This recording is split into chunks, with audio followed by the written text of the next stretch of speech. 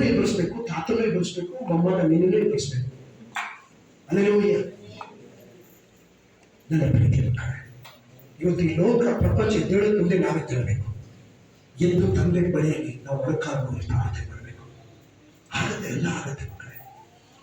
ಮನುಷ್ಯನಿಂದ ಆಗಿರುವುದು, ಮೂಳೆಯಿಂದ ಆಗಿರುವುದು, ಮೊಳಕಾಲಿಂದ ಆಗುತ್ತೆ. ಹಲ್ಲೆಲೂಯಾ. ಮನುಷ್ಯನಿಂದ ಆಗಿರುವುದು, ಹಣದಿಂದ ಆಗದಿರುವುದು, ಅಧಿಕಾರದಿಂದ ಆಗದಿರುವುದು, ಅಧಿಕಾರಿಯಿಂದ ಆಗದಿರುವುದು, ಲೋಕದಿಂದ ಆಗದಿರುವುದು, ಬಲದಿಂದ ಆಗದಿರುವುದು, ಪ್ರಾರ್ಥನೆಯಿಂದ ಆಗುತ್ತೆ. Hallelujah, hallelujah.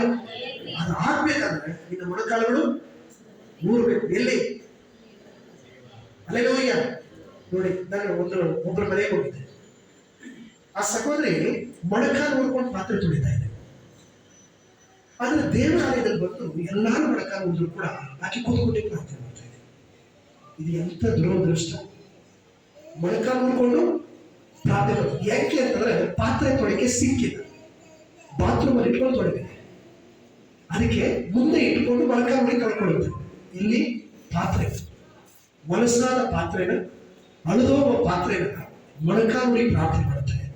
ಒಳಗಡೆ ಮನಸ್ಸಾದಂತ ಪಾಪನ, ಮನಸ್ಸಾದಂತ ದ್ರೋಹನ ಮೊಣಕಾಲು ಊರಿ ಪ್ರಾರ್ಥನೆ ಮಾಡಕ್ಕೆ ಆಕೆಗೆ ಅವರ ಸಿಕ್ಕಿಲ್ಲ.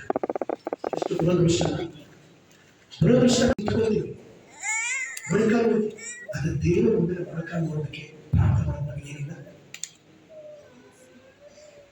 ದುರದೃಷ್ಟ. ಹಲ್ಲೆಲೂಯಾ. ದೇವರ ವಾಕ್ಯ ಹೇಳ್ತೇವೆ, ನನ್ನ ಮೊಣಕಾಲು ಈ ಭೂಮಿಯಲ್ಲಿ ಎಲ್ಲ ಮೊಣಕಾಲು ನನ್ನ ಮುಂದೆ ನೋಡಬೇಕು.